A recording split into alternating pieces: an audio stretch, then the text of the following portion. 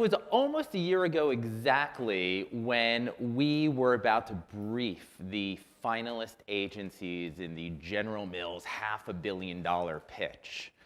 And what an experience. You know, having been a planner for so many years, to be on the proverbial other side of the table and experience the magic that agencies bring was such a highlight, such an honor. But after meeting about 35 agencies and whittling it down to our 5 finalists, literally the next day I had to stand up on a stage in the General Mills August Auditorium and brief them. And I'd briefed creatives so many times in my life, but this felt different, and frankly I was very nervous. I was nervous because maybe like a lot of clients, I was torn between wanting to be the cool client, craving audacious, creative ideas, and the realistic client who was working in a culture, a pretty conservative culture that wasn't so sure great creative ideas were the way to grow their business. And I wanted to show up in a way that was genuine, but inspiring, but realistic, and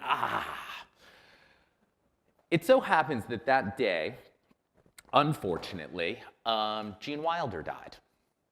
And in reading the obituaries, I came across a story about Gene Wilder, and I apologize if everybody here knows this story already. It was new to me.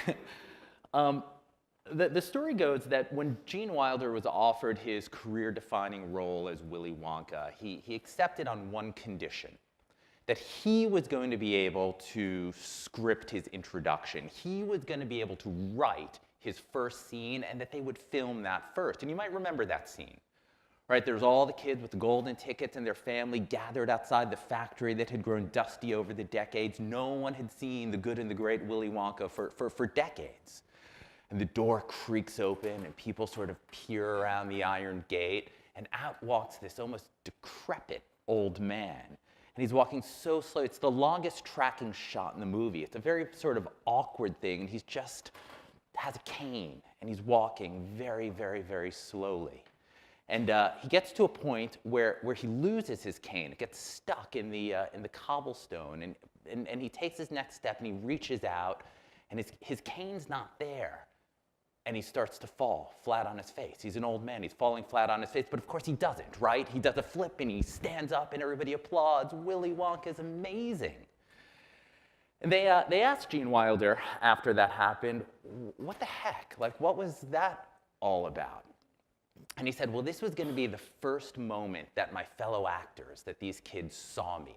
I didn't meet them before filming began. This was going to be the first moment they met Willy Wonka. And it was important to me, Gene Wilder said, that they would never, ever know if I were lying or telling the truth. Because if I kept them off their guard, I'd get a better performance out of them. And when I read that story, I knew that I had my brief for these agencies. The job of an agency, dare I say the job of a strategist, is to help their clients show up as the best version of themselves. And for me, and hopefully for most of you, best version does mean all of those saucy words like bold and brave and courageous, leaning toward the audacious creative stuff, leaning away from the forces of conservatism that sort of tend to drain work. I really think that is your job, both with the thinking that you crack, and as we'll see importantly, the way in which you present that thinking. I want to caveat all of this by saying, what the hell do I know? I was one client for a short time at one food company in the Midwest. But I was invited to the client's secret lair in the Indian Ocean, and I learned a few things. They really didn't, well, not really in the Indian Ocean, but like there's a client thing, and they talk to each other, and they complain, and they dream, and it's exciting. I want to bring you some startling news today. Clients are people, maybe even more so than people are. And you go, duh, well, yeah, of course it is. But just a couple quick things that come off of this nugget that I think are important for us to keep in mind. Clients have so much going on. You know this. We talk about it all the time. Marketing communications isn't their full-time job. They're in pricing meetings and innovation meetings and distribution meetings and all those other words Rashad talked about that seem really complex and are on clients' minds. When they come into your strategy presentation, your creative idea presentation, their mind is swirling. It is so imperative that you bring them clarity. I'm going to say this, and I mean it. If it takes you more than 2 minutes to do your strategic setup, you're doing something wrong. If it takes you more than 2 minutes to recap what happened in the last meeting, you are doing something wrong. Clients don't have the mental space to go on those long journeys with you. So simple stories, stories of good and evil. You know, Cheerios, a billion-dollar brand, is growing for the first time in 10 years. And it's on the back of a very simple notion. We said we could divide the world of food into 2 camps. Dead food, inert, processed, not good for you, laden with carbs. And alive food, growing, organic, in sunshine. The problem with Cheerios is that it's dead food. It's almost, not literally, it's metaphorically in a coffin, in a mausoleum, in aisle 7 of the supermarket. But it doesn't have to be. It's oats, for goodness sakes. This stuff grows in the sun and soil. And it was very simple. Go from being dead food to alive food. Dead food to alive food. Dead simple. Business is growing for the first time in 10 years. Client life can be rough. Man, I can't tell you how often, almost more so than you know how planners always commiserate about sort of being beaten up by creatives and clients? Clients always commiserate about being beaten up by creatives and clients. It's a weird thing. Like, they feel like they're getting it at every edge. And it was remarkable to me how little acts of humanity and kindness would go so far toward endearing clients to their agencies. I remember in the midst of our pitch, there was a moment where there was a planner about to present strategy, and I think it was the finals, and this planner was really, really nervous, and normally at that moment, the creative director would lean over, at least this was always my experience, go, don't forget to say this, don't forget to say that, and he did the opposite. He leaned over and he put his hand on this planner's knee, and either it was the blossoming of a sexual harassment situation, but I don't think it was. I think it was this wonderful moment of humanity and kindness. When we were deliberating on which agency to pick, I can't tell you how many people on our team came back to that moment, that unspoken moment of humanity. Show up with your heart. And this is an obvious one, right? I mean, ego. Clients have them. It is so easy. There's somebody speaking at this conference, I won't tell you who stood up in the pitch we had and said, I am the answer to your problems. And I understand that. I felt that way almost every time I presented to a client, but you can't say it. You can't say it. Clients are really smart. Ask them for help. Tell them you're stuck. Share with them that you're lost. Enlist them in the journey that you go on. But that's all the easy stuff, right? Here's where it gets more complicated.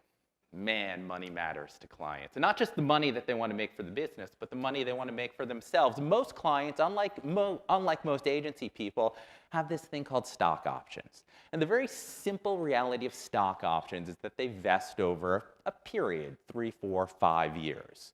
The rule of thumb at most companies is that every 5 years, you can make 5 times your salary. Imagine that. You make $100,000 a year. Every 5 years, you get $500,000 into the bank account.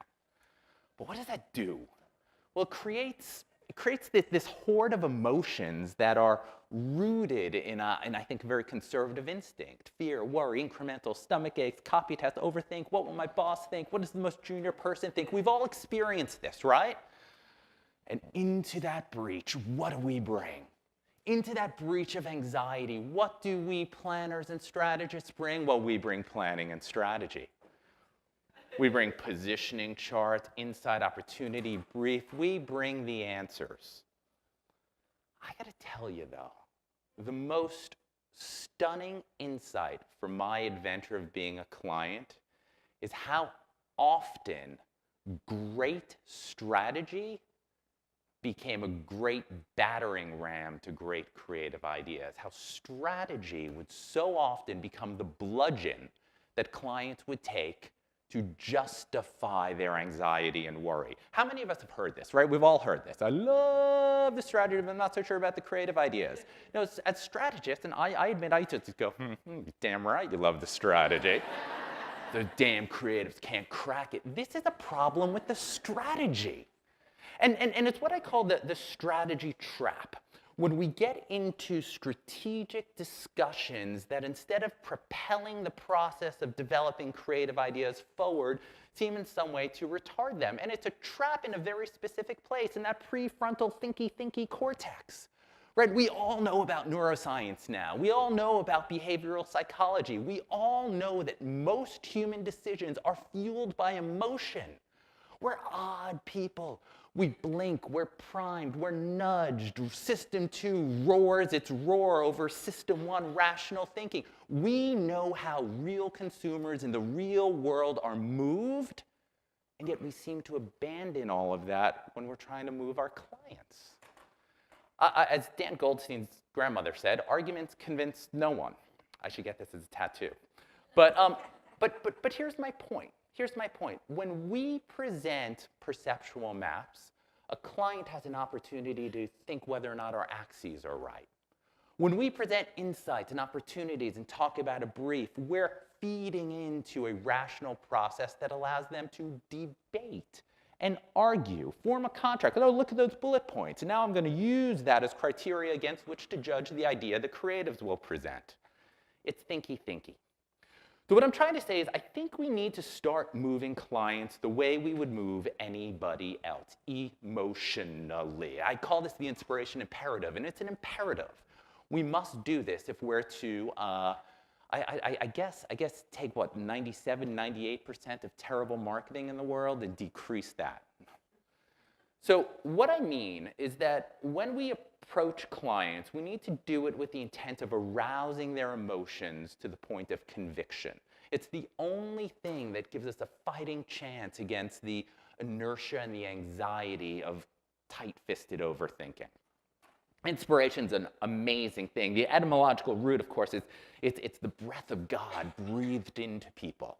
Right? And we know what inspiration does. It's launched wars, it's started religions, it's birthed masterpieces. It's in your own life, I'm sure you've got teachers, coaches, friends, parents who have inspired you. It's powerful, powerful stuff.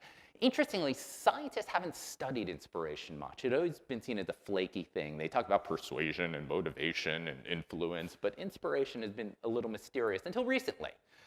And in the last few years, neuroscientists have figured out that inspiration has something to do with our mirror neurons, the things in our brain that help us copy action. So when a mother mouths a word and a little baby sees it, it's the mirror neurons that trigger a copying of what the mom is doing, hence the kid learns how to speak.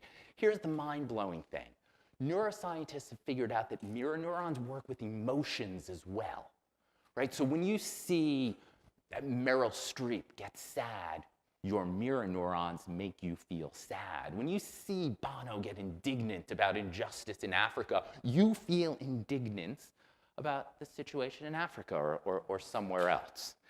They are called Gandhi neurons by some clever neuroscientists because they're the things that unite us emotionally. So be passionate.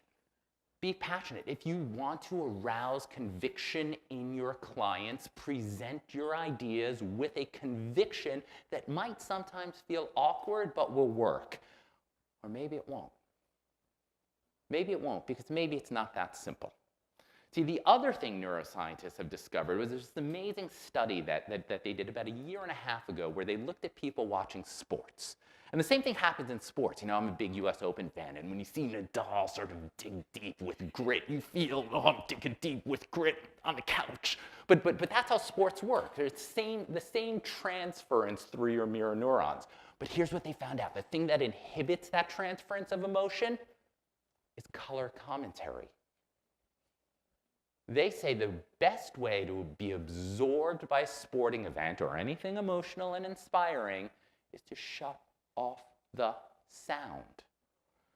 Wow. Thinking gets in the way of feeling. This is where it gets really trippy for me. Persuasion and inspiration are opposites. They don't work together. You know, Jonah Lear, oh, sure, the book was taken out of circulation because he plagiarized, but he had a really important point. You can't get to an insight when your prefrontal cortex is working. It's only when your brain is relaxed. It's the same notion here. So heck, man, what are we supposed to do as strategists and planners with this? Well, I think we need to fill the air with feeling. Kill the blah blahs. Whoa. Kill the blah blahs. And again, these are things that agencies say to one another all the time and never follow through on. Do we have to present in a conference room? Why can't we say, hey, client, please, please, please, just get rid of your phones and your laptops in this meeting. We know multitasking is an impossibility. I bet 99% of clients will say, well, sure I will if you really want me to. Do you really need to introduce the whole team? Can I tell you how many people I met in the course of this pitch? Hundreds. Do you know how many I remember? And it's not because I'm a jerk. It's because it's a lot of people to remember. You remember people by the work that they show up with, not the little autobiography they chatter about at the beginning of a meeting. Do you need to bring the whole team? Do you really need a strategic setup? Now, what I'm not saying is do not be strategic, all right? I know we need to be deeply strategic and smart and analytical and data-driven in coming up with our ideas. We just need to make sure that they're presented in a way that is ridiculously simple. So Jeff Baker from Arby's is going to be here later today. And when we won that business at Fallon, I hope he would attest to the fact that we won it with one chart. And it was this chart. When you look at the fast food category, less than 1% of all transactions are for roast beef, which is what Arby's was famous for. That's a problem. Wouldn't you much rather be about meats? And that's it. Roast beef, meats. Roast beef, meats. It's analytical. Trust me, we worked on this for a long time. But it's presented in a way that is so simple and intuitive. You know, one of my favorite heroes in the world is Ferran Adria, the chef from El Bulli, who is the kind of godfather of molecular gastronomy. Take a fish, make it into cotton candy, blah, blah. And I was like, dude, Ferran, why are you doing that? He was speaking here in New York a few years ago, and somebody said, well, why? Like, what? Can't you just get good stuff and cook it well? And he sort of stuttered through. He doesn't speak English very well. What he said is, I start from the belief that every carrot in the world tastes different. Every carrot tastes different. It's in a different bit of soil, a different angle of sun, different drops of rain. But if I give you a carrot that looks like the carrot you had yesterday and the day before, that looks like the carrot you had when you were a little kid, you won't stop and say, holy shit, I've never had this carrot before. It's both the idea that every carrot is different and the presentation, making it into weird foam that disintegrates in your mouth. It's both the idea and the presentation that work together to short-circuit that prefrontal cortex problem and get to the stuff that's really good. So inspiration boosters, there are probably 1,000, but I've come up with 7 things that I think we could do to boost inspiration, to get clients to stop being so thinky, yawn, and be a little bit more brave and courageous. Not going to talk about all of them, but I'm going to talk about a few. The first is ambition. Nobody is inspired to do small things. Right? When Al Gore ran for president, he had a plan to lower carbon emissions by 25%. That's audacious. He lost. Barack Obama wanted to lower the tides of the oceans. He won. People are inspired to do big, grand things, especially middle managing clients who are sitting in a conference room dreaming of something better. There's an advantage to being an underdog. We know we're always on the side of David. But what do we talk about? You know, here's how we grow sales a few percent, steal market share, appeal to a younger demographic. Ugh.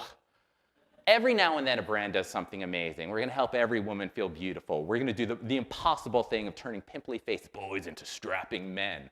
You know, with this, when I worked on this at Euro, it was a very, very simple brief. We wanted to be the most interesting thing in a bar. Wildly ambitious. So I think the question we need to ask ourselves if we're going to have more inspiring ideas isn't why our brand is better than the thing that sits on the shelf next to it, but why the hell does our brand exist in this world? You know this. Second thing is action. Behavioral psychologists have figured out this weird thing that it's easier to change people's behavior than it is to change their mind. It's why for boot camp, you've got to get up at 6 in the morning and run a lot with big equipment and guns. You then become patriotic. Very rarely does it work the opposite way. Action beats attitude. So instead of coming in and having conversations with clients about how you want to change people's thoughts and feelings, get really vivid and concrete about what you want them to do differently. At Fallon, for years, we were growing the H&R Block business on the very simple idea that we wanted to get people to double-check their taxes. So we launched programs to double-check their taxes. What Claudine Cheever is doing at Amazon now that they've acquired Whole Foods is amazing. There's one simple job. Get people who've written Whole Foods off as too expensive to give it another chance. Do you know what you do in order to achieve that? You lower the damn prices. Very simple. Start with what you want people to do, and good, powerful ideas follow. But even more specifically, I think as agencies, we sometimes come into a client situation saying, we've got this.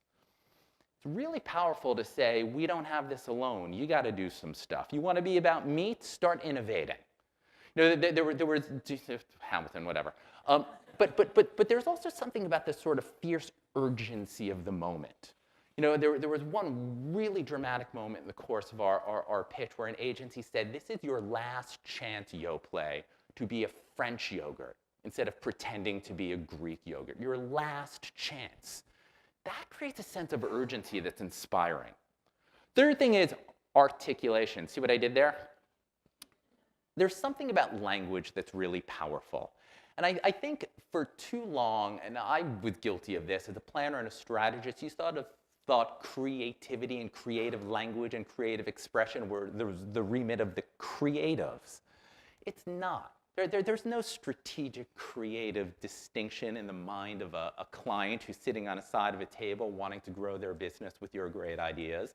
The language we use needs to be as artful as copy, not distracting, not limiting to the creative process, but hooky. Our insight for Dos Equis was it's better to be dead than dull. Is that literally true? No. Does it matter? No. It gets to the idea. On the Cheerios thing we were talking about, somebody said, nobody gets mad at kale when it's cooked. Why do we get mad at oats when they're cooked? We're sorry you're in the mortgage business was the opening line to one of those RFP letters that then won us a mortgage company. Let's really spend time. As planners, we spend so much time laddering our ideas and everything becomes about stupid self-actualization. Don't do that. Don't do that. But play with your language. Ladder your language. Talk to your creative partners about it. Talk to your friends about it. It's really important in the 2 minutes you have to make an impression on a client that you leave them with something hooky and sticky. And the last thing is authenticity. You can't really inspire if you're a fraud. Being authentic has a magnetism to it. And Carl Jung talked about this wonderful thing about shadows. Every personality, be it a brand or a person, I'd say, has a dark side, something we're usually ashamed of and we try to hide. Don't do that. Don't do that, because it's those imperfections, those shortcomings, those things that are maybe a little too spicy for public consumption that make you publicly consumable. So what makes us imperfect makes, another Yoplait example. We were toying around with the strategy of trying to convince the world that Yoplait had almost half a cup of real milk. Are you kidding me? What were we thinking? An agency came in and said, this stuff is definitely not organic. That's its imperfection, and that is the source of its strength. Again, a brand that for the last 4 years was declining has suddenly stabilized on the back of embracing something that some people would think was maybe a little bit imperfect. But I think what I'm really saying is that as strategists, as planners, it's not just about finding what's peculiar and particular about our brands. That is critical. It's about ourselves as well. One of the most dramatic moments in our pitch was when a planner stood up and said, you wanted us to talk to you about moms who shop at Walmart. Well, I'm not going to show you any pictures because it'll be too easy for you to stereotype this woman as overweight, as poor, and as unhealthy, and I don't want to let that happen. Whoa! It was a moment of sort of fierce indignation that was deeply powerful. Suddenly, we believed that as this planner was expressing her idiosyncratic point of view about the world, tinged with political zeal, man, she was irresistible. We were on her side. So make it personal. Share your loves, your hates, your passions. That is a reference to a Smith song. I think this is my last chart, if I really have to give you one piece of advice, knowing everything we do about how we move consumers, irrationally, emotionally, let's embrace that with how we move our clients. Be the leap strategist. Do not be the logic. Be the leap. And if you can't be, you might be doing more harm than good. Sorry, that's a foreboding note to end on. But you're awesome.